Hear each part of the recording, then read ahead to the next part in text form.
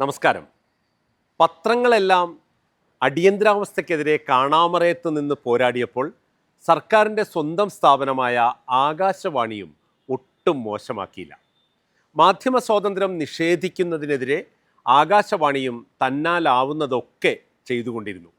സിലോൺ റേഡിയോയിലെ നിങ്ങൾ ആവശ്യപ്പെട്ട ചലച്ചിത്ര ഗാനങ്ങൾ എന്ന പരിപാടിയിൽ ആ ദിവസം പാട്ടിനായി ആവശ്യപ്പെട്ടവരെല്ലാം കേരളം മുഴുവൻ അറിയപ്പെടുന്നവരായിരുന്നു. അതിൽ അന്നത്തെ രാഷ്ട്രീയം കൂടി ഉണ്ടായിരുന്നു. പരിപാടിയുടെ അനൗൺസറുടെ അറിയിപ്പ് ഇങ്ങനെയായിരുന്നു: അടുത്ത ഗാനം ആവശ്യപ്പെട്ടത് വിയ്യൂരിൽ നിന്ന് K Chandrasekharan, Thampan Thomas, O Rajagopal, M Lawrence തുടങ്ങിയവരാണ്.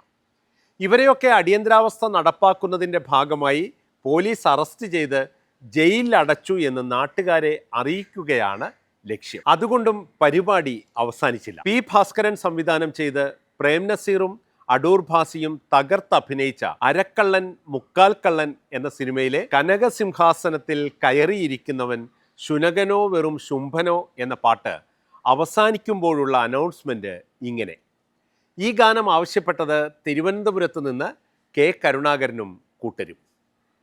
ആരെ എന്തു ചെയ്യാൻ പറ്റും? അടിയന്തരാവസ്ഥ കാലത്ത് കേരളം ഭരിച്ചിരുന്ന സി അച്യുതമേനോൻ മന്ത്രിസഭയിൽ കെ കരുണാകരനായിരുന്നു ആഭ്യന്തരമന്ത്രി. കരുണാകരനാണ് മുഖ്യമന്ത്രി എന്ന് സ്വകാര്യമായി അഹങ്കരിച്ചിരുന്ന കോൺഗ്രസ്സുകാരും അന്നുണ്ടായിരുന്നു. അടിയന്തരാവസ്ഥ നടപ്പാക്കേണ്ട ആളാണല്ലോ ആഭ്യന്തരമന്ത്രിയായ കെ കരുണാകരൻ. അരക്കള്ളൻ മുക്കാൽ കള്ളൻ എന്ന സിനിമയിലെ ഈ പാട്ടിന് അക്കാലവുമായി ബന്ധപ്പെട്ട് മറ്റൊരു സംഭവം കൂടി ഉണ്ട്.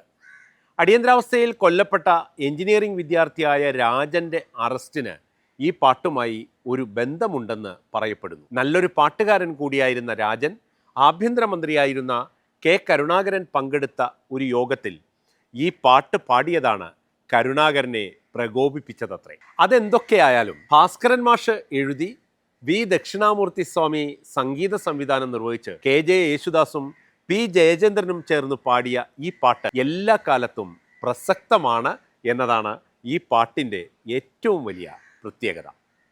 അടുത്ത കഥ ചരമക്കുറിപ്പിൽ അല്പം അതിശയോക്തി ഉണ്ടെന്ന് പരേതൻ.